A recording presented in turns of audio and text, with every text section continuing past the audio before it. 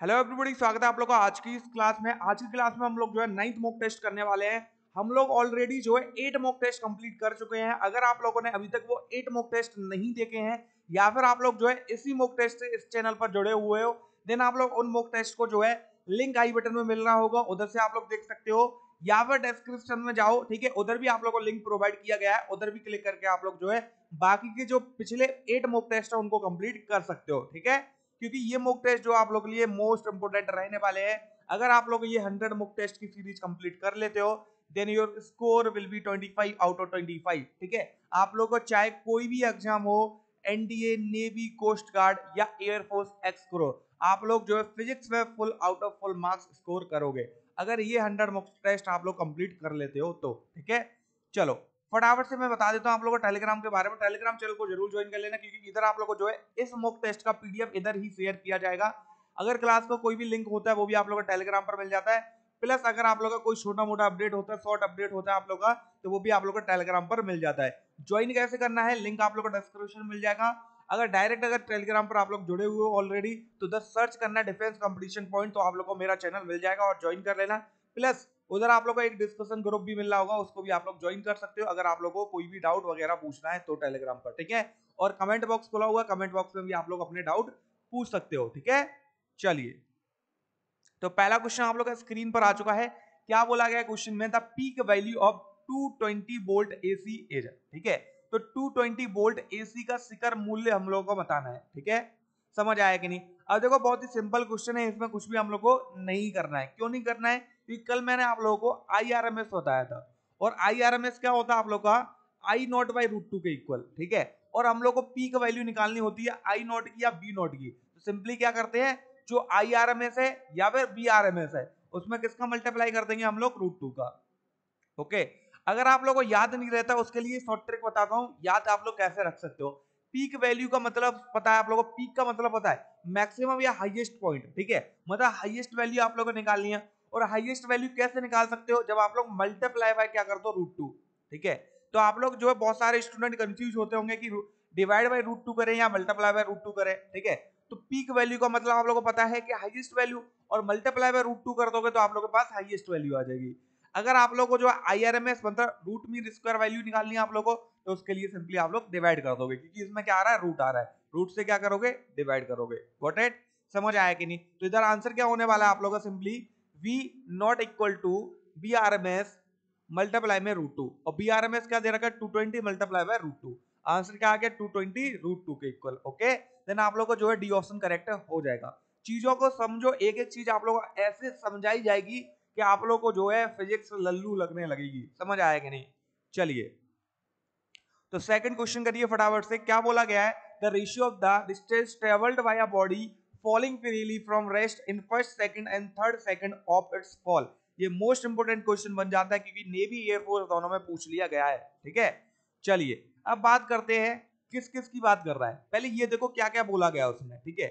आप लोगों को रेशियो निकालना है distance travelled by a body, मतलब एक बॉडी के द्वारा जो दूरी तय की गई है, ठीक है, जो कि स्वतंत्र रूप से गिर रही है या फ्रीली फॉल कर रही है आप लोग की, कहां से, रेस्ट से। रेस्ट से मतलब समझते हो, यू इक्वल टू क्या हो जाएगा, जीरो हो जाएगा आप लोग का। समझ आया कि नहीं। फर्स्ट सेकंड में, सेकंड सेकंड में और थर्ड सेकंड में, ठीक है। तो ऐसे याद रखो, ये पहले, दूसरे और तीसरे, ठीक है। इस टाइप से अगर आप लोगों को दे रखा है, ठीक है, देन आप लोगों का जो फॉर्मूला लगेगा वो एस एन वाला लगेगा। ऐसे ही अगर फर्स्ट सेकंड एंड थर्ड दे रखा है तो एस एन वाला फॉर्मूला लगाओगे, ठीक है। अगर आप लोगों को जो है 1 सेकंड, 2 सेकंड या 3 सेकंड दे रखा होता, ठीक है, देन योर फॉर्मूला चेंज किसमें हो जाएगा, एस वाले में डायरेक्ट। समझ आया कि नहीं। तो इस चीज को समझो, ये मोस्ट इंपोर्टेंट चीज बन जाती है, क्योंकि आप लोग इधर जो है सिंपली पता नहीं लगा पाते हो, आप लोग को फॉर्मूला एस एन वाला लगाना है या फिर एस वाला लगाना है, ठीक है। तो एस एन वाला फॉर्मूला क्या होता है, लिख लो भैया इधर, ठीक है। तो simply S N equal to क्या होता है, U plus A by two, 2n-1 के इक्वल। समझ आया कि नहीं, ठीक है। अब इधर u इक्वल टू तो जीरो है, तो सिंपली s1 इक्वल टू क्या आ गया, a बाई टू, और इधर क्या आ जाएगा 2 इंटू 1-1 के इक्वल। मतलब क्या आ गया आप लोग का 2-1, आंसर आप लोग का a बाई टू के इक्वल, ठीक है। h2 निकालो, h2 क्या आ गया आप लोग का a बाई टू, इधर क्या आ जाएगा 2 multiply by 2-1, 2 multiply by 2 is 4, -1 is 3, तो 3 इधर आप लोग का a बाई टू फिर से, ठीक है। अब निकालते हैं S3, तो S3 क्या आ जाएगा a/2, इधर आप लोग का 2 इंटू 3 माइनस 1, ठीक है, क्या आ गया आप लोग का a/2, और ये 6 माइनस 1 क्या आ गया आप लोग का 5। तो अगर आप लोग देखोगे a/2 a/2 a/2 तीनों में आ रहा है, काट दो। अब आप लोग का S1 ratio S2 ratio S3 क्या बनने वाला है, 1:3:5, ठीक है, समझ आया कि नहीं। तो आंसर क्या होने वाला है हम लोग का, डी ऑप्शन जो है करेक्ट हो जाएगा। ओके, तो कोई भी बॉडी अगर फ्रीली फॉल कर रही है तो उसके पहले दूसरे तीसरे या फिर first second and third second में अगर हम लोग को डिस्टेंस ट्रेवल्ड या फिर दूरी जो उसने तय करी है, ठीक है, वो बताना है, तो सिंपली किस फॉर्मूले से हम लोग यूज करेंगे, Sn equal to U plus a/2 2n-1, ठीक है। अगर आप लोग को दे रखा होता 1 सेकंड 2 सेकंड 3 सेकंड, ठीक है, नंबर में दे रखा होता तो डेफिनेटली आप लोग s equal to ut plus half at square या फिर जो भी आप लोग को वैल्यू गिवन है उसके अकॉर्डिंग आप लोग जो है first second and third equation लगा सकते थे न्यूटन की, ठीक है, या फिर मोशन की। Got it. चलिए थर्ड क्वेश्चन करो फटाफट से एक बार। डायमेंशन ऑफ स्ट्रेस मतलब प्रतिबल की विमा क्या होती है ये आप लोगों को बतानी है, ठीक है। जब हम लोग बात करते हैं डायमेंशन या विमा की, ठीक है, तो स्ट्रेस इक्वल टू होता क्या, पहले ये पता लगाओ।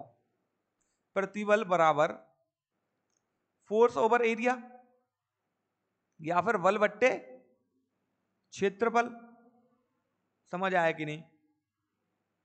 तो इधर क्या आ जाएगा हम लोग का सिंपली, अब बल का जो विमा होती है आपका डायमेंशन होती है वो क्या होती है, mlt-2 के इक्वल। अब देखो बल की विमा तो आप लोगों को पता होना चाहिए, अगर ये भी पता नहीं है तो देखो F इक्वल टू क्या होता है, ma के इक्वल होता है, ठीक है। तो मास का जो विमा होती है कैपिटल M, क्योंकि ये फंडामेंटल क्वांटिटी है, ये तो आप लोगों को पता होना चाहिए, ठीक है। और जब हम लोग ए एक्सेलरेशन की बात करते हैं तो इसका क्या आता है, LT-2 के इक्वल। तो आप लोग का जो फोर्स या फिर बल है उसका बीमा या डायमेंशन क्या हो जाएगा, mlt-2 के इक्वल। अब डिवाइड में एरिया दे रखा है, एरिया का क्या बनता है आप लोग का L2 बनता है। आंसर क्या आ गया आप लोग का ml-1t-2 के इक्वल। अब देखो लोग किस में आप लोग का मिल रहा है, तो ए ऑप्शन में जो आप लोग का करेक्ट ऑप्शन होने वाला है, ठीक है। कोई भी चीज अगर समझ नहीं आती है, देखो कमेंट बॉक्स खुला हुआ है, इतने सारे आप लोग को ऑप्शन मिले हुए हैं, टेलीग्राम खुला हुआ है आप लोग का, कहीं पर भी पूछ सकते हो आप लोग कमेंट, अपने जो भी डाउट है आप लोग के, ठीक है। The gravitational potential inside the hollow sphere, एक हॉलो स्फीयर के अंदर आप लोग को क्या बताना है, ग्रेविटेशनल पोटेंशियल बताना है, ठीक है। अगर आप लोग ग्रेविटेशनल पोटेंशियल की बात कर लो या फिर इलेक्ट्रिक पोटेंशियल की बात कर लो, ठीक है, हॉलो स्फीयर अगर आप लोग को दे रखा है उसके अंदर आप लोग का जो पोटेंशियल है वो कांस्टेंट ही रहेगा, चाहे ग्रेविटेशनल हो चाहे आप लोग का इलेक्ट्रिक हो, समझ आया कि नहीं। तो आंसर क्या आ गया आप लोग का, रिमेन यूनिफॉर्म या फिर समरूप रहता है, ठीक है, बी ऑप्शन आप लोग का करेक्ट हो जाएगा। चलिए फिफ्थ क्वेश्चन आप लोग का स्क्रीन पर आ चुका है। If the length of a wire is 4 ओम, ठीक है, एक वायर दे रखा है जिसका प्रतिरोध जो है 4 ओम दे रखा है, ठीक है। अब क्या बोला गया है, इज स्ट्रेच टू डबल, उसको दोगुनी लेंथ तक या फिर दोगुनी लंबाई तक खींच दिया जाता है उस वायर को, तो बताओ रेजिस्टेंस कितना हो जाएगा। मैंने बताया था जब भी आप लोग का लेंथ इंक्रीज करे या डायमीटर डिक्रीज करे आप लोग का, ठीक है, जब लेंथ इंक्रीज करता है तो आर डैश इक्वल टू क्या आ जाता है आप लोग का, एन स्क्वायर आर के इक्वल, ठीक है। ये आप लोग का किसके लिए, लेंथ इंक्रीज करे। और डायमीटर की जब हम लोग बात करते हैं, ठीक है, व्यास की जब हम लोग बात करते हैं तो आर डैश इक्वल टू क्या आ जाता है, एन पावर 4 आर के इक्वल। ये फॉर्मूले याद रखो, बहुत इंपॉर्टेंट है, डायरेक्ट लगा सकते हो, ठीक है। अब आप लोग ट्रेडिशनल मेथड यूज नहीं करोगे because you are competing for competition, समझ आया कि नहीं। मतलब कंपटीशन के लिए अगर आप लोग प्रिपरेशन कर रहे हो, ठीक है, तो आप लोग ट्रेडिशनल से नहीं जाओगे। सिंपल सी बात है, ये फॉर्मूला जो आप लोगों को 12th क्लास में भी पढ़ाया जाता है, ठीक है। देखो आर एस इक्वल टू क्या आ गया आप लोग का, लेंथ को कितना किया गया, 2 गुना कर दिया गया, मतलब एन का वैल्यू कितना होना चाहिए, 2 होना चाहिए। 2 का करो भैया स्क्वायर और आर का वैल्यू दे रखा 4, 4 मल्टीप्लाई बाय 4, आंसर क्या आ गया आप लोग का 16 ओम के इक्वल, समझ आया कि नहीं।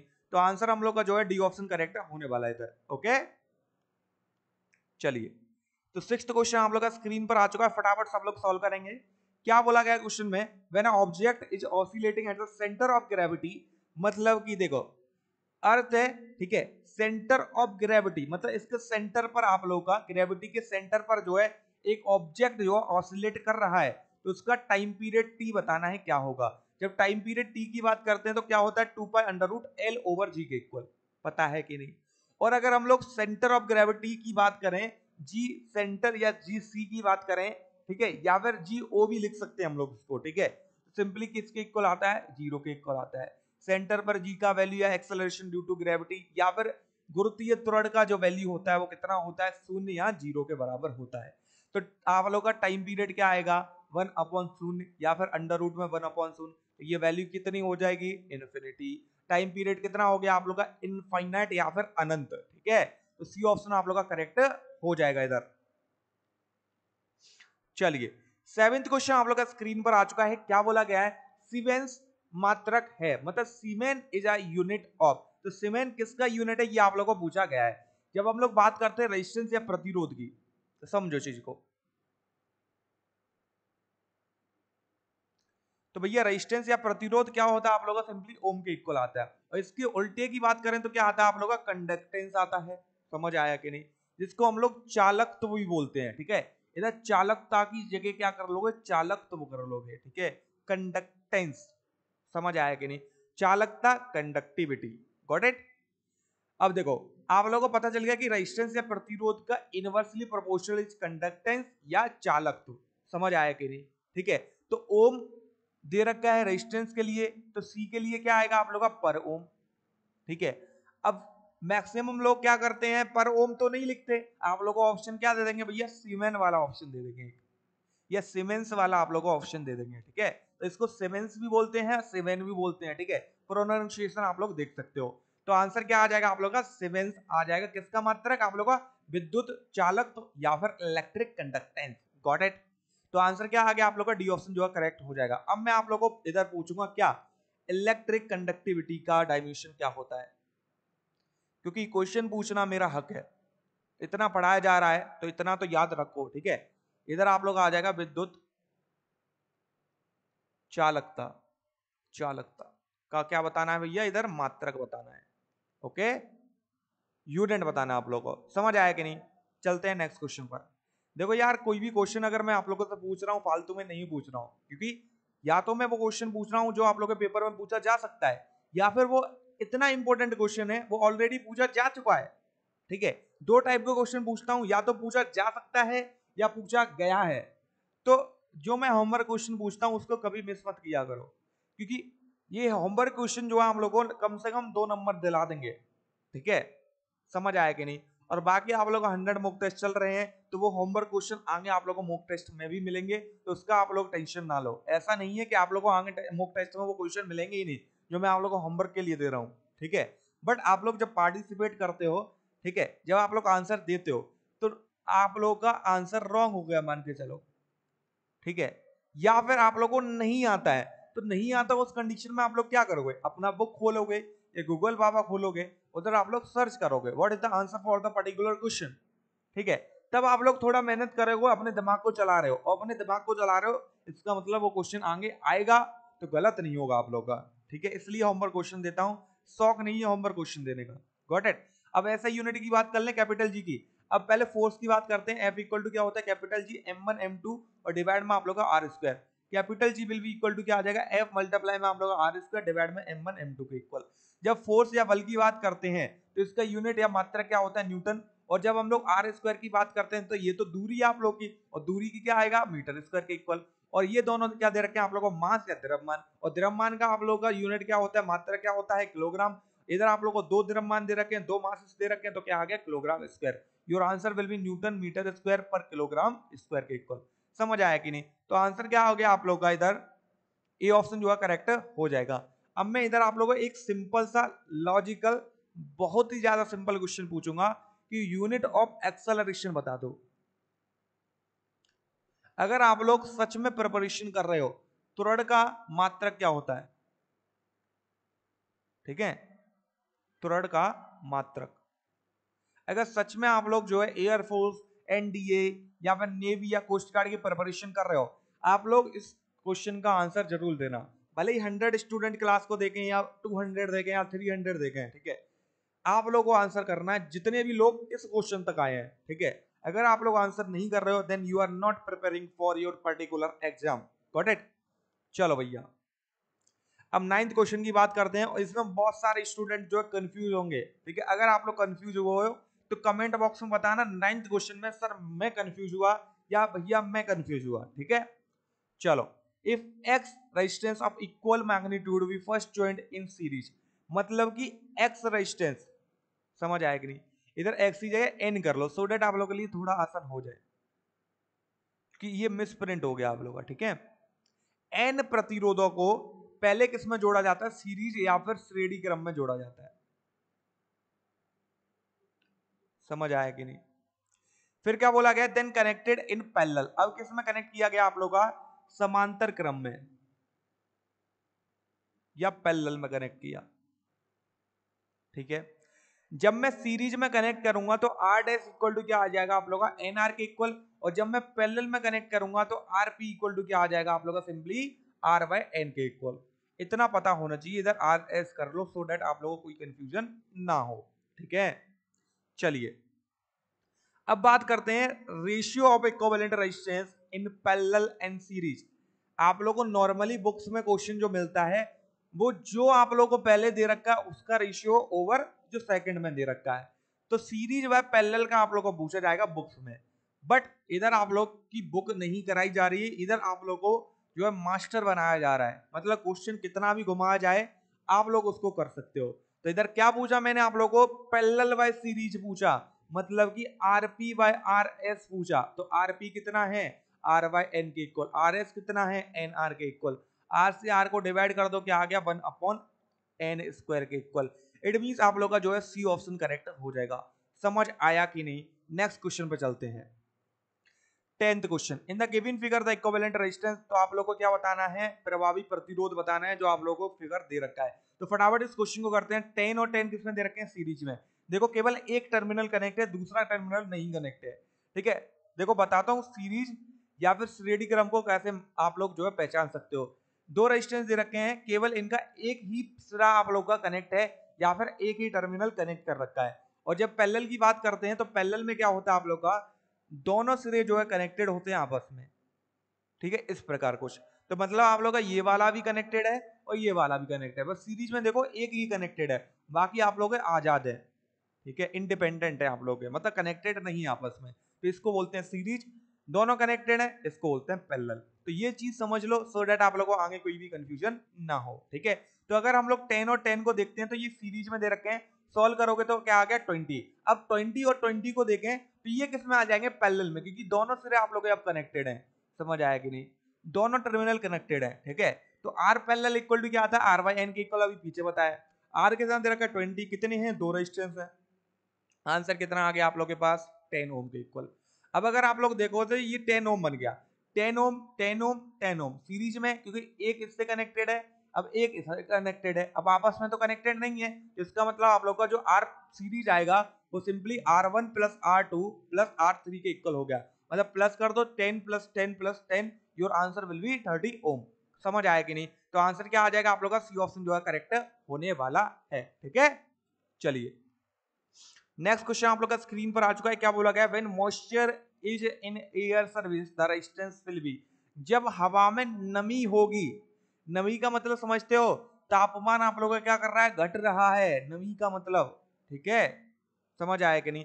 जब ह्यूमिडिटी की बात करेंगे तो तापमान क्या कर रहा है? बढ़ रहा है। जब नमी की बात कर रहे हैं हम लोग या मॉइस्चर की बात कर रहे हैं, देन योर तापमान विल डिक्रीजेस या टेम्परेचर डिक्रीजेस। और टेम्परेचर जब आप लोग का डिक्रीज करता है तो टाउ क्या करता है? इंक्रीज करता है। और टाउ तब या आप लोग का श्रांति काल या रिलैक्सेशन टाइम इंक्रीज करता है तो आप लोग का जो प्रतिरोध है वो क्या करता है? डिक्रीज करता है, रेजिस्टेंस आप लोग का घट जाता है। आंसर क्या हो गया आप लोग का? डिक्रीजेस। आप लोग का आंसर क्या हो जाएगा? घट जाता है, ठीक है। चलिए चले नेक्स्ट क्वेश्चन पे। फिर 12th वाला क्वेश्चन आप लोग का स्क्रीन पर आ चुका है। Cell of EMF E volt and the internal resistance R. एक सेल दे रखा है, ठीक है, जिसका आप लोगों को जो ईएमएफ है वो ई दे रखा है, ओके।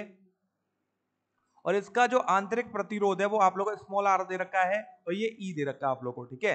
एंड बोला क्या गया है? उसको एक्सटर्नल रेजिस्टेंस से ज्वाइन कर देते हैं हम लोग, जस्ट लाइक ये आप लोग का एक एक्सटर्नल रेजिस्टेंस हो गया, वो भी आप लोग का स्मॉल आर दे रखा है। तो इसका टर्मिनल वोल्टेज बताना है। तो पहले हम लोग क्या करेंगे? करंट निकाल लेंगे, क्योंकि अगर मेरे को टर्मिनल वोल्टेज चाहिए तो मेरे को करंट पता होना चाहिए। तो current equal I equal to क्या होता है आप लोग का? कैपिटल ई या फिर ईएमएफ बाय आप लोग का capital R by small r के equal. Capital R external, small r internal. तो क्या आ गया आप लोग का? ई वाई कैपिटल आर मतलब कि स्मॉल आर के इक्वल, क्योंकि आप लोगों का एक्सटर्नल भी स्मॉल आर दे रखा है और इंटरनल भी स्मॉल आर दे रखा है, तो equal to sorry I equal to क्या आ जाएगा, ई बाय 2r के इक्वल। समझ आया कि नहीं? ठीक है। अब अगर हम लोग बात करते हैं आप लोग का टर्मिनल विभवांतर की या फिर टर्मिनल वोल्टेज की, तो V इक्वल टू क्या होता है, I ओवर R के इक्वल। ठीक है, I का वैल्यू E बाय 2R के इक्वल। ठीक है, कैपिटल R का वैल्यू क्या दे रखा है, R के इक्वल। R से R को डिवाइड कर दो तो B इक्वल टू क्या आ गया आप लोग का, E बाय 2 के इक्वल। तो ये आप लोग का जो है टर्मिनल पोटेंशियल हो जाएगा।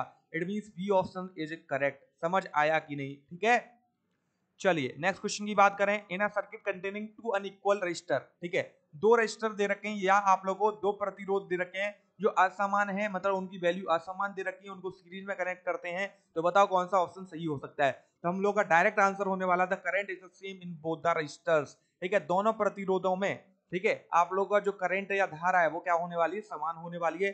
ये मैं आप लोगों को ऑलरेडी बता चुका हूं पीछे का मॉक टेस्ट में कि सीरीज में आप लोग का करंट सेम रहता है, और जब कैपेसिटेंस की बात करते हैं सीरीज में तो चार्ज सेम रहता है, और अगर हम लोग पैरेलल की बात करते हैं तो कैपेसिटेंस और रेजिस्टेंस दोनों में ही आप लोग का वोल्टेज क्या रहता है या पोटेंशियल क्या रहता है आप लोग का, सेम रहता है।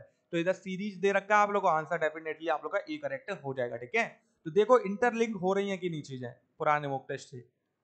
अभी तो आप लोग के बहुत मॉक टेस्ट रह गए, 9th मॉक टेस्ट है यार, 91 मॉक टेस्ट रह गए हैं। ठीक है, लो यार क्लास रेगुलर बेसिस पर लो, बहुत फायदा होगा आप लोगों को, बहुत ज्यादा फायदा होगा। ठीक है, अगर एटलीस्ट आप लोग 25 आउट ऑफ 25 नहीं कर पाओगे तो 20 प्लस तो पक्का कर दोगे आप लोग। ठीक है, क्योंकि 25 आउट ऑफ 25 आप लोग एक कीमत पे नहीं कर पाओगे जब आप लोग खुद गलती करके आओगे, क्योंकि मैं अपनी तरफ से कोई भी कसर नहीं छोड़ूंगा टिल आप लोग जो है सपोर्ट करते रहोगे। जब आप लोग सपोर्ट नहीं करते हो तो यार हम भी डिमोटिवेट होते हैं, ऐसी बात नहीं है हम लोग डिमोटिवेट नहीं होते। जैसे आप लोगों के मार्क्स नहीं आते हैं एग्जाम में, ठीक है, या फिर आप लोग फेल हो जाते हो तो आप लोग डिमोटिवेट होते हो। ठीक है, ऐसे हम लोग हैं, व्यूज नहीं आते हैं, मतलब स्टूडेंट नहीं देख रहे हैं, इतना एंगेजमेंट नहीं है स्टूडेंट का। जब हम लोग देखते हैं एवरेज वॉच टाइम जो है, ठीक है, या फिर एवरेज अगर स्टूडेंट्स का निकालते हैं तो 2 से 3 मिनट ही क्लास देख रहे हैं, और क्लास आप लोग का 45 मिनट का है। ठीक है, एटलीस्ट एवरेज जब हम लोग निकालें तो 15 से 20 मिनट का तो निकले, क्योंकि बहुत से स्टूडेंट होते हैं वो क्लिक करते हैं 1 मिनट देख लिया, किसी ने 2 मिनट देख लिया, कुछ स्टूडेंट होते हैं वो पूरा क्लास देख रहे हैं, कुछ आदत छोड़ रहे हैं। ठीक है, यार ऐसा मत करो, आप लोग कंप्लीट क्लास वॉच करो। ठीक है, तभी फायदा होगा, उसके अलावा फायदा नहीं होने वाला आप लोग का। अगर आप लोग सोच रहे हो कि पीडीएफ में दे दूंगा उससे कर लोगे, नॉट पॉसिबल, क्योंकि आप लोगों को केवल एक क्वेश्चन का पर्टिकुलर आंसर नहीं बताया जाता है, उसका कंसेप्ट भी बताया जा रहा है, कुछ एक्स्ट्रा क्वेश्चन है वो भी बताया जा रहा है आप लोगों को। ठीक है, तो एक बेस्ट क्लास आप लोगों को तभी मिलती है जब आप लोगों को सारी चीजें एक्सप्लेन की जाती हैं। ठीक है, अब इस क्वेश्चन की बात करें तो centre of mass of a body, तो बॉडी का सेंटर ऑफ मास बताना है। ये क्वेश्चन आप लोगों को जो है नवंबर वाले पेपर में पूछा गया था 2020 में एयरफोर्स एक्स ग्रुप में। ठीक है, तो आंसर क्या हो जाएगा आप लोग का, कैन बी इनसाइड और आउटसाइड ऑफ द बॉडी। तो बॉडी है उसके अंदर भी आप लोग का सेंटर ऑफ मास लाई कर सकता है या बाहर भी कर सकता है। समझ आया कि नहीं? आंसर क्या आ जाएगा आप लोग का, निकाय के अंदर भी हो सकता है और बाहर भी हो सकता है। ठीक है, चलो 15th क्वेश्चन की बात करें तो equivalent resistance of register in parallel is always. तो अब हम लोग क्या बात कर रहे हैं, जो इक्विवेलेंट रेजिस्टेंस आ रहा है किसका, रजिस्टर का, समांतर क्रम में समतुल्य प्रतिरोध जो होता है, ठीक है, तो वो क्या होता है ये आप लोगों को पूछा गया है। तो अगर हम लोग जो है पैरेलल कॉम्बिनेशन की बात करते हैं या समांतर क्रम की बात करते हैं, तो इसमें मैंने आप लोगों को बताया है जो इक्विवेलेंट आर पैरेलल आता है वो क्या आता है, lowest lowest resistance of register से भी कम आता है। समझ आया कि नहीं? मतलब जो सबसे लोएस्ट कंपोनेंट होगा आप लोग का रजिस्टर का, उससे भी कम आप लोग का पैरेलल का जो आंसर आएगा वो आता है। समझ आया कि नहीं? अगर आप लोगों को फॉर एग्जांपल 2 ओम 4 ओम 8 ओम 10 ओम दे रखे हैं, पैरेलल में कनेक्ट कर दिया गया, your answer will be less than 2 ओम। समझ आया कि नहीं? मतलब 2 ओम से भी कम होगा। आंसर क्या आ गया आप लोग का, less than the lowest component of resistance या रजिस्टर। ठीक है, चलिए 16 वाले क्वेश्चन की बात करते हैं। इधर मैं ऑलरेडी आप लोगों को एन टाइप करा चुका हूं, अब पी टाइप आप लोगों को पूछा गया है, तो एन टाइप का एक बार मेरे को आंसर जरूर कमेंट कर देना, क्योंकि आप लोगों को पिछले मॉक टेस्ट में आ चुका है ऑलरेडी एन टाइप, और आप लोग कर सकते हो। उधर मैंने पी टाइप पूछा था, अब पी टाइप आया तो एन टाइप पूछ लिया आप लोगों से।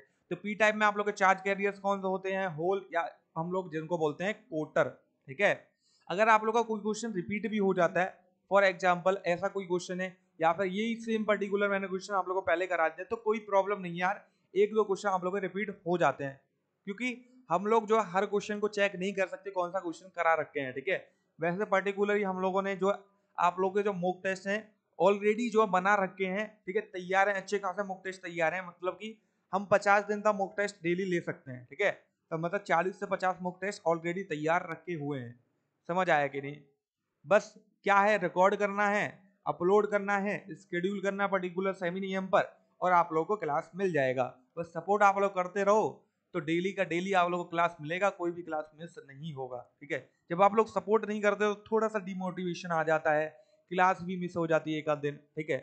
शायद वो क्लास मिस ना होती, आज 15 मॉक टेस्ट हो चुके होते हैं। मैं मानता हूँ 4 से 5 दिन आप लोगों का क्लास जरूर मिस हुआ है, बिकॉज ऑफ सम प्रॉब्लम थी, वो मैं आप लोगों को ऑलरेडी बता चुका था। जो बीच में आप लोगों का 3 से 4 दिन गैप हुआ था, वो तो एक प्रॉब्लम की वजह से हुआ था, और जो बीच में एक आध दिन का जो गैप आ जाता है, जैसे संडे का मैं गैप लेता हूँ, ठीक है, मैंने बोला था स्टार्टिंग में संडे का मैं गैप नहीं लूंगा, ठीक है, बट क्यों लेना पड़ रहा है, बिकॉज ऑफ यू, क्योंकि आप लोग इतना रेस्पॉन्स नहीं दे रहे हो, और आप लोग कम रेस्पॉन्स दोगे तो हम, यार मेरा भी मन नहीं करता क्लास रिकॉर्ड करने का डेफिनेटली, ठीक है, अगर आप लोगों का रेस्पॉन्स इतना अच्छा नहीं होगा। अगर आप लोग देख रहे होगे स्टार्टिंग से लास्ट तक बहुत बार 3 से 4 बार बोल चुका हूँ, यार रेस्पॉन्स अच्छा दो, रेस्पॉन्स अच्छा दो, ठीक है। अब समझो चीज को, 1 अपॉन लेमडा इक्वल टू क्या आता है, आर, इधर आप लोगों का आता है 1 upon n1 square minus 1 upon n2 square. ये आप लोगों ने आई होप ऑलरेडी पढ़ रखा होगा फॉर्मूला, ठीक है। तो ये आर होता है उसको हम लोग क्या बोलते हैं, रेडबर्ग कांस्टेंट बोलते हैं, समझ आया कि नहीं, ठीक है। अब अगर हम लोग इसकी बात करते हैं रेडबर्ग कांस्टेंट की, जिसका वैल्यू होता है 6.6 इंटू 10 पावर माइनस के 34, ठीक है। तो रेडबर्ग कांस्टेंट क्या है आप लोग का, इनवर्सली प्रोपोर्शनल लेमडा के, मतलब R is inversely proportional to lambda, और लेमडा क्या आप लोग का एक दूरी तो है, अगर वेवलेंथ है आप लोग का, ठीक है, तरंग दैर्घ्य आप लोग का है तो दूरी, तो इसका आप लोग का जो आर आएगा, या फिर हम लोग बात करें यूनिट जो आएगी वो पर मीटर आएगी, ठीक है। एंड आप लोग का डायमेंशन की बात करें तो l-1 आएगा। तो आंसर क्या आ गया आप लोग का, m0 l-1 एंड t0 के इक्वल, ए ऑप्शन करेक्ट हो जाएगा, ठीक है। चलो 18th क्वेश्चन करें फटाफट से। The wavelength associated with the particle moving at a velocity 2 × 10⁻³ metre per second of 1 gram mass will be, ठीक है। तो इसका फटाफट आप लोग जो है आंसर बता सकते हो। गॉट इट, समझ आया कि नहीं। चलिए अगर हम लोग बात करें, एक मिनट रुक जाओ यार, ठीक है, इधर थोड़ा सा यार करेक्शन कर लेना, ये गलती से मैंने इधर आप लोगों को बोल दी ये वैल्यू, ठीक है, ओके, ये वैल्यू करेक्ट कर लो आप लोग, ओके। मैंने प्लैंक कांस्टेंट की आप लोगों को वैल्यू बोल दी है गलती से, ओके, वो रेडबर्ग कांस्टेंट था। चलो इसकी बात करते हैं हम लोग फटाफट से। The wavelength associated with a particle moving at a velocity 2 × 10⁻³ metre per second of 1 gram mass will be, ठीक है। तो ये हम लोग को फटाफट से बताना है। अगर हम लोग बात करें तो इधर हम लोग को वेवलेंथ बताना है, लैम्डा इक्वल टू क्या होता है आप लोग का, सिंपली h ओवर p के इक्वल, या फिर हम लोग h ओवर mb के इक्वल बोल सकते हैं, ठीक है। एच जो है आप लोगों का प्लैंक कांस्टेंट होता है, तो ये गलती से मैंने रेडबर्ग कांस्टेंट बोल दिया था आप लोगों को, ठीक है, तो उसको करेक्ट कर लेना, हटा देता हूँ उससे, ठीक है। चलो तो h का वैल्यू क्या होता है 6.6 इंटू 10⁻⁻34, ठीक है। एंड m की जब हम लोग बात करते हैं तो 1 ग्राम, और 1 ग्राम को किलोग्राम में चेंज करोगे तो -3, मल्टीप्लाई में आप लोग का 2 इंटू 10⁻³ के इक्वल आ गया। ये क्या आप लोग का वेलोसिटी हो जाएगा या वेग हो जाएगा आप लोग का। तो 10⁻+3 -3 कट के आप लोग 6.6 को डिवाइड करोगे 2 से, तो आंसर क्या आ गया आप लोग का 3.3 इंटू 10⁻⁻34 के इक्वल, समझ आया कि नहीं। तो हम लोग का जो आंसर होने वाला है वो ए ऑप्शन इधर करेक्ट हो जाएगा। बहुत ही सिंपल क्वेश्चन था, तरंग दैर्घ्य आप लोगों को निकालनी थी, सब कुछ मेन था। तो ये क्वेश्चन आप लोगों को ऑलरेडी पूछा गया है, इसलिए मैंने आप लोगों को कराया है, ठीक है। अब बोलोगे कितने सारे क्वेश्चन पूछे गए, यार बहुत दिनों से आप लोग के पेपर हो रहे हैं, इतने सालों से, ठीक है, तो जो क्वेश्चन पूछे जा रहे हैं वो बता रहे हैं हम, समझ आया कि नहीं। चलो अब अगर आप लोग देखोगे तो लगभग 6 दिन आप लोग के तो पेपर चलते हैं, 6 दिन में 3 शिफ्ट होती हैं, टोटल आप लोग 18 मॉक टेस्ट करते हैं वो, ठीक है। अगर हम लोग एट एन एवरेज माने तो 20 मॉक टेस्ट मान के चले, ठीक है। तो अगर आप लोग देखो तो लगभग 500 जो एक इनटेक में करा लेते हैं, मतलब एक साल में वो 1000 क्वेश्चन आप लोग को दे देते हैं, ठीक है, समझ आया कि नहीं। अब कितनी सालों से आप लोग के पेपर हो रहे हैं, अगर मेन हम लोग फोकस करें तो आप लोग का जो पेपर था वो 2018 के बाद ही आप लोग का ऑनलाइन हुआ है, मतलब 2018 में मान सकते हैं ऑनलाइन हुआ है, 18, 19, 20, ठीक है। तो 3 साल में आप लोग 3000 क्वेश्चन ऑलरेडी वो दे चुके हैं। तो 3000 क्वेश्चन आप लोगों को, उसमें से अगर मैं 500 क्वेश्चन भी आप लोगों को बता देता हूँ कि ये आ चुके हैं, और ये तो पर्टिकुलरली मैं किसकी बात कर रहा हूँ, एक्स ग्रुप की, ठीक है। नेवी AASSR का पेपर है, आप लोग का एनडीए का भी पेपर है, कोस्ट गार्ड का भी पेपर है। अब मैं ऑफलाइन की अभी बात नहीं करी, मैंने केवल ऑनलाइन की बात करी। तो ऑनलाइन में आप लोग देख लो कितने सारे क्वेश्चन है, ठीक है। अब अगर आप लोग देखोगे जितना आप लोग क्वेश्चन उतने क्वेश्चन है नहीं आप लोगों के पास, ठीक है, तो क्वेश्चन पर्टिकुलरली वो आप लोग रिपीट होंगे, किसी ना किसी वैल्यू में आप लोग रिपीट होंगे, हो सकता है वैल्यू चेंज करके रिपीट करें, या फिर अगर हम थ्योरेटिकल क्वेश्चन, अगर इस क्वेश्चन की बात करें तो इसमें क्या चेंज करेंगे वो, ठीक है, ज्यादा से ज्यादा क्या बोल सकते हैं, by decreasing the angle of biprism the width of the fringe क्या होगा, ठीक है, इधर इंक्रीजिंग लिखा है वो डिक्रीजिंग दे देंगे, इतना ही चेंज कर सकते हैं और तो कुछ चेंज नहीं कर सकते इस टाइप के क्वेश्चन में, ठीक है, तो आप लोग को हर चीज कराई जाएगी, टेंशन मत लो। अब अगर हम लोग बात करें इधर किसकी, बाय प्रिज्म या प्रिज्म एंगल की और विड्थ की, ठीक है, तो fringe width beta is inversely proportional to angle of prism, और एंगल ऑफ प्रिज्म को जब हम लोग जो है इंक्रीज करते हैं तो इधर से क्या पता चला, फ्रिंज विड्थ क्या कर रही है, डिक्रीज कर रही है, आंसर क्या आ गया आप लोग का बी ऑप्शन करेक्ट हो जाएगा, घटती है, ठीक है, इधर ही उल्टा बोल दिया जाएगा, जो आप लोग का जो कोड है प्रिज्म का, ठीक है, उसको क्या किया जा रहा है, घटाया जा रहा है, तो फ्रिंज विड्थ बढ़ जाएगी, ठीक है। चलो बाबा 20 वाला क्वेश्चन करो, the image of an object on retina of human I, most important question है, ये भी क्वेश्चन आप लोगों को पूछ लिया गया है, इसलिए आप लोगों को कराया जा रहा है, ठीक है, तो जब हम लोग इमेज की बात करते हैं ह्यूमन आई के रेटिना पर, ठीक है, तो सिंपल सी बात है, आप लोग अगर ऑब्जेक्ट देखते हो, क्या आप लोग वर्चुअल ऑब्जेक्ट देखते हो क्या, कैसे ऑब्जेक्ट देखते हो, रियल देखते हो ना, तो आंसर क्या आ गया, रियल, तो भैया यार रियल तो दो दे रखे हैं, बी और डी, ठीक है, तो एक चीज और समझो, ऑब्जेक्ट आप लोग कैसे देखते हो ये बताओ मेरे को, सीधे देखते हो कि नहीं, ठीक है, तो आंसर क्या लगाओगे आप लोग, इरेक्ट, गलत हो गया इधर ही, क्या है एक्चुअल में आप लोग की आंखें, ठीक है, पहले जो आप लोग ऑब्जेक्ट देख रहे हो वो आप लोग अपनी आंखों से देख रहे हो, समझ आया कि नहीं, फिर जो ऑब्जेक्ट आप लोगों ने देखा, ठीक है, वो कैसा ऑब्जेक्ट था, वो इन्वर्टेड ऑब्जेक्ट था, कैसा था, इन्वर्टेड था, क्योंकि आप लोगों को एक एग्जांपल बताता हूं, जब भी आप लोग का हाथ है, अगर गर्म पानी में जब आप लोग हाथ देते हो तो पहले क्या होता है, आप लोग का सिग्नल भेजे जाते हैं आप लोग के कि गर्म पानी में हाथ गया, ठीक है, फिर दिमाग पे सिग्नल जाते हैं कि आप लोगों ने हाथ जो है गर्म पानी में डाल दिया, उसके बाद आप लोग रिएक्ट करते हो, ऐसा तो नहीं है आप लोग जो हाथ डालने से पहले रिएक्ट कर गए, ठीक है, क्योंकि वो सिग्नल पहले ट्रांसफर होंगे आप लोग के दिमाग में, आप लोग का दिमाग एनालाइज करेगा एक्चुअल हुआ कि आप लोग की बॉडी के साथ, या फिर आप लोगों को कुछ कट लग जाता है, ठीक है, बाई चांस आप लोगों ने छुरी से काट लिया, ठीक है, तो पहले सिग्नल जाएंगे, उसके बाद ही आप लोग जो है दर्द में कराओगे, या फिर आप लोगों को उसके बाद ही दर्द होगा, समझ आ रहा है कि नहीं, तो सेम कॉन्सेप्ट इधर लगता है आप लोगों का, आंखों ने तो देख लिया, आंखों ने कैसा देखा, इन्वर्टेड इमेज देखा, अब इस इन्वर्टेड इमेज को क्या है, दिमाग में भेजा गया, ठीक है, एंड योर ब्रेन एनालाइज करेगा उस इन्वर्टेड इमेज को, और वो उसको उल्टा कर देगा, मतलब इन्वर्टेड को भी उल्टा करोगे तो इमेज कैसा हो गया, सीधा इमेज हो गया, समझ आया कि नहीं, और सीधा इमेज हो गया, फिर वो सिग्नल आप लोगों के फिर से आंख में आएंगे, और जो आप लोगों को नजारा दिख रहा है सामने, वो कैसा दिख रहा है आप लोगों को, इरेक्ट दिख रहा है, सीधा दिख रहा है,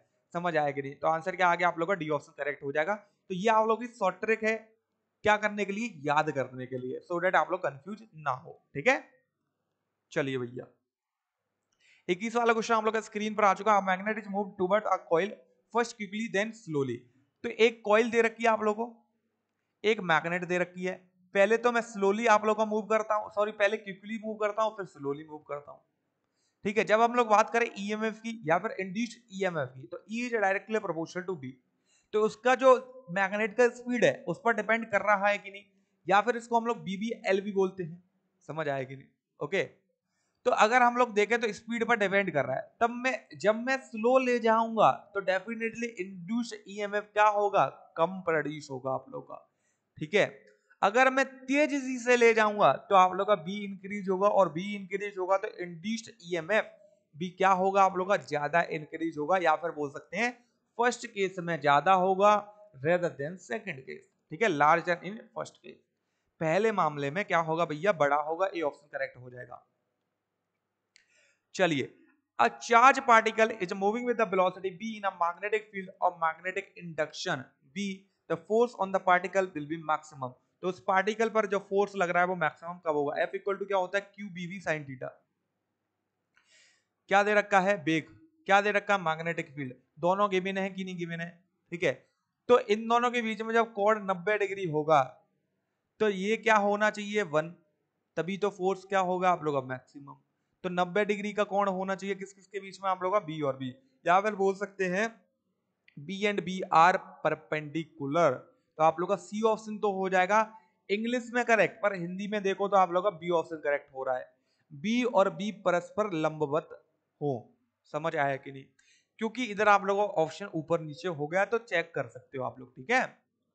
चलो भैया 23 वाला क्वेश्चन करो। तो magnetic moment is, magnetic moment कैसा क्वांटिटी है? जब हम लोग मैग्नेटिक मोमेंट की बात करते हैं तो इसका डायरेक्शन क्या है? साउथ से नॉर्थ की तरफ है। तो डायरेक्शन है और मैग्नीट्यूड तो होता ही होता है। जिसके पास डायरेक्शन मैग्नीट्यूड दोनों होते हैं, मतलब दिशा और परिमाण जो है दोनों होते हैं, उनको हम लोग कैसी क्वांटिटी बोलते हैं? सदिश राशि बोलते हैं या वेक्टर क्वांटिटी कह देते हैं उनको, ठीक है। चलो 24 वाला क्वेश्चन करो। ये ऑलरेडी मैंने कराया था आप लोगों को, एक जो क्वेश्चन कराया था मैंने, याद है? E is directly proportional to R0। ये किसके लिए होता है? कमेंट कर देना कमेंट बॉक्स में, ठीक है। इसमें आंसर दे रखा है D, A, B, C, D तीनों, ठीक है। अगर हम लोग बात करते हैं इलेक्ट्रिक फील्ड की, मतलब E is inversely proportional to 1/R3। कब होता है? जब हम लोग जो है डाइपोल के लिए इलेक्ट्रिक फील्ड निकाल रहे होते हैं। कहां पर?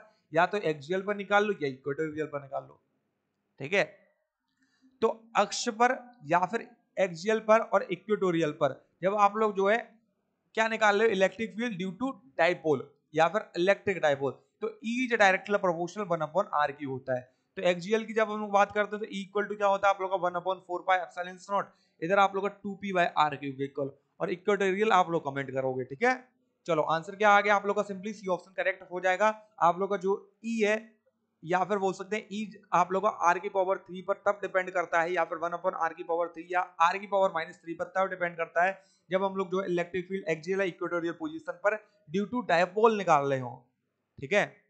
चलो अंतिम में फिनाले क्वेश्चन आप लोग का स्क्रीन पर। At a place if the earth horizontal and vertical component of magnetic field are equal, मतलब किसी भी प्लेस पर आप लोग का हॉरिजॉन्टल एंड वर्टिकल कंपोनेंट क्या दे रखे हैं? इक्वल दे रखे हैं, ठीक है। तो एंगल ऑफ डिप बताना है। तो आप लोग को पता होगा tan थीटा तक तो लिख लेते हो, इसके बाद ये नहीं पता चलता BB/BH निकला है कि BH/BB निकला है, ठीक है। इधर कंसेप्ट बताते हैं किसका? वाइफ का एंड पति का, ठीक है। समझ आएगा नहीं? VB, तो वाइफ को हम लोग हिंदी में बीबी तो बोलते हैं, और आप लोगों को पता है बीबी का रोप चलता है किस पर? पति पर, ठीक है। फॉर एग्जाम्पल बता रहे हैं, ठीक है। कोई भी एक्स्ट्रा चीज मत समझना इसको, ठीक है। आप लोगों को पता है जो वाइफ है या बीबी है वो कंट्रोल में रखती है अपने पति को, समझ आया कि नहीं? तो बीबी कहाँ आनी चाहिए? ऊपर आनी चाहिए। कहाँ से? पति से, ठीक है। तो tan थीटा इक्वल टू क्या आ गया? बीबी ऊपर और नीचे पति आ जाएगा, हस्बैंड, ठीक है, जिसको हम लोग HUSBAND हस्बैंड बोलते हैं, ठीक है। समझ आया कि नहीं? तो ऐसे आप लोग चीजों को याद रख सकते हो, बहुत अच्छी चीजें होती हैं यार, हंस हंस के इनको याद रख सकते हो अगर आप लोग इन चीजों में कंफ्यूज होते हो। दोनों क्या दे रखे हैं? इक्वल दे रखे हैं। एक पॉइंट पर आकर आप लोगों ने देखा होगा बीबी और पति दोनों के दोनों क्या हो जाते हैं भैया? इक्वल हो जाते हैं, या फिर इक्वल उनके जो है पॉइंट्स हो जाते हैं, ठीक है। जो भी वो सोचते हैं वो क्या रहता है भैया? इक्वल हो जाता है। जिस पॉइंट पर इक्वल हो गए उधर आप लोग का theta will be equal to 45 degree या tan थीटा इक्वल टू 1, ठीक है। चलो भैया सी ऑप्शन आप लोग का इधर करेक्ट हो जाएगा।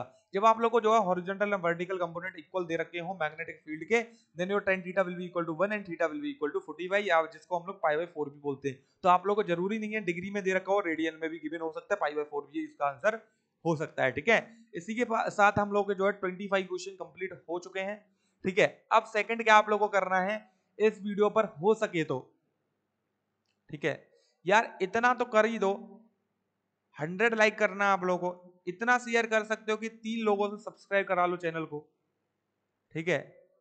अपने 3 दोस्तों को शेयर नहीं कर सकते हो? कंटेंट पसंद आ रहा है तो शेयर नहीं कर सकते हो क्या? ठीक है। बाकी आप लोग लाइक नहीं कर सकते हो क्या? ठीक है। कमेंट नहीं कर सकते हो जो होमवर्क क्वेश्चन मिल रहे हैं, आप लोगों का फायदा है होगा। देखो सिंपल सी बात है, नहीं समझ आ रहा है तो आप लोग जो है इंटरनेट पर एटलीस्ट या फिर अपनी बुक में उसको सर्च करोगे, ठीक है। या फिर आगे जब क्वेश्चन मिलेगा तब आप लोग का गलत हुआ है, आप लोगों ने गलत कमेंट किया है, जब मैं आगे क्वेश्चन करा रहा हूँ तब आप लोगों को पता चलेगा कि ये क्वेश्चन जो है पीछे के मॉक टेस्ट में पूछा गया था, तब मैंने गलत कर दिया था, पर आज मेरा सही है ये क्वेश्चन। समझ आया कि नहीं? ठीक है। तो यार ऐसे पढ़ना स्टार्ट करना पड़ेगा तब पेपर निकलेगा, नहीं तो हर बार की तरह यही बोलोगे कि फिजिक्स में 0.25 से रह गए, ये फिजिक्स में 2 नंबर से रह गए, या फिजिक्स में मेरा 1 ही नंबर आया, 2 नंबर आए, या 4 नंबर आए फिजिक्स में, या 6 नंबर आए, या 7 आए, या 8 आए नंबर, ठीक है। तो ऐसे ही करते रहोगे हर बार, ज्यादा चांस नहीं मिलती है आप लोग को, 6 चांस मिलती है। अगर हम लोग नॉर्मल स्टूडेंट की बात करें जो 12th के बाद प्रिपरेशन एक्स ग्रुप की कर रहा है, अभी हम लोग एक्स की बात कर रहे हैं, तो 6 आप लोग को चांस मिलती है, जिसमें से अभी आप लोग को पता है कोविड चल रहा है, ठीक है। आप लोगों को कोई पता नहीं है कौन सा इंटेक आप लोग का कैंसिल हो जाए, क्या हो जाए आप लोगों के साथ, और आप लोग जो है जो ड्रीम जॉब है आप लोगों का डिफेंस में जाना, वो आप लोग जो है का उसका क्या हो जाए भैया, वो पीछे ही रह जाए जॉब, ठीक है, वो जॉब ही नहीं ले पाओ आप लोग। क्यों? क्योंकि आप लोगों ने लापरवाही दी।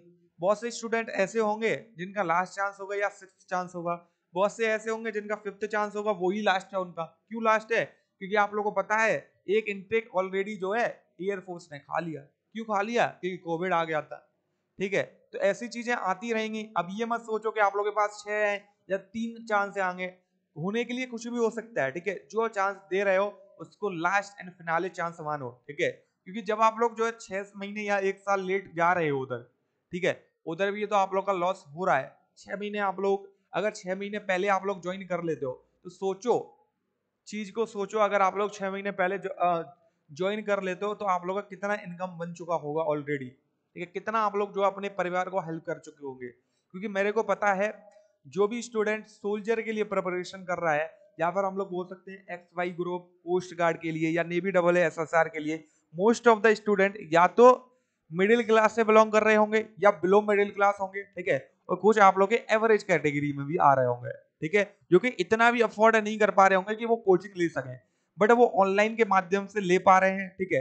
तो उनको आप लोग एटलीस्ट शेयर कर सकते हो, क्योंकि अगर उनको कंटेंट मिल गया, उनका जो प्रिपरेशन अच्छा हो गया, वो ज्वाइन कर लिए, ठीक है, तो आप लोगों को दुआ देंगे, क्योंकि आप लोगों ने एक अच्छा चैनल या अच्छा कंटेंट उनको शेयर किया, ठीक है। क्या पता आप लोगों का हो नहीं रहा हो, अगली बार हो जाए उनकी दुआ से, क्योंकि उनका हो गया आप लोगों की वजह से, ठीक है। ये मत सोचा करो कि कंपटीशन बढ़ रहा है। जब कंपटीशन बढ़ेगा ऑटोमेटिकली आप लोगों का ब्रेन भी ज्यादा एनालाइज करेगा, ठीक है, ज्यादा इंक्रीज होगा। ये कंपटीशन कम रहेगा, आप लोग पढ़ोगे नहीं। देखो सिंपल सी बात है, प्रैक्टिस मेकअप मैन परफेक्ट, ये चीज आप लोग समझ लो। एक चैप्टर को आप लोग जो है 3 से 4 बार करके देख लो, और उसी चैप्टर को आप लोग एक भी बार मत करके देखो, और उसी चैप्टर को एक बार करके देखो। तो उन तीनों स्टूडेंट को, या फिर आप लोग खुद ही करोगे, ठीक है, एक बार कभी मत करो। तब आप लोग एक मॉक टेस्ट लगाओ सेम चैप्टर के लिए, एक बार कंप्लीट कर लो, ठीक है, फिर मॉक टेस्ट लगाओ और एक बार 3 बार मॉक आप लोग जो है उस चैप्टर को कंप्लीट करो, फिर आप लोग जो है सेम चैप्टर के क्वेश्चन लगाओ। अब आप लोग देखना कि कब आप लोग का जो स्कोर है वो मैक्सिमम आ रहा है, समझ आया कि नहीं, ठीक है। तो यही होता है आप लोग के पेपर के साथ, ठीक है, यही होता है आप लोगों को जब कंटेंट मिल रहा होता है। अगर कंटेंट पसंद आ रहा है, ठीक है, आई होप आप लोगों को पसंद आ रहा होगा। मैं बहुत कोशिश कर रहा हूँ आप लोगों को बहुत अच्छे से अच्छा कंटेंट देने की, ठीक है। ये कंटेंट और स्टूडेंट को मिला है और वो जो है अच्छा खासा स्कोर कर चुके हैं फिजिक्स में ऑलरेडी, ठीक है, एंड वो ज्वाइन करेंगे एनरोलमेंट के लिए, वो वेट कर रहे हैं अभी, ठीक है। समझ आया कि नहीं? बाकी हम लोग नेक्स्ट क्लास में मिलेंगे। क्लास आप लोगों का लंबा हो गया क्योंकि लेक्चर बीच में दे दिए मैंने, ठीक है। क्यों देने पड़ते हैं? क्योंकि आप लोगों को थोड़ा सा मोटिवेट कर लें और अपने आप को भी हम लोग मोटिवेट कर लें, सो दैट अगर बाय चांस आप लोग नहीं आ पा रहे हो क्लास देखने, ठीक है, मे बी एक दिन तो आओगे, ठीक है, एक दिन तो आप लोगों को चैनल मिलेगा। इसी होप में मैं आप लोगों को क्लास देता जा रहा हूँ, ठीक है। और 100 मॉक टेस्ट टेंशन मतलब आप लोगों के पेपर से पहले किसी भी हालत में आप लोगों को दूंगा, भले ही 100 स्टूडेंट जो ना इस मॉक टेस्ट को देखें, ठीक है। बाकी हम लोग मिलते हैं नेक्स्ट मॉक टेस्ट में, तब तक के लिए जय हिंद, जय भारत, वंदे मातरम।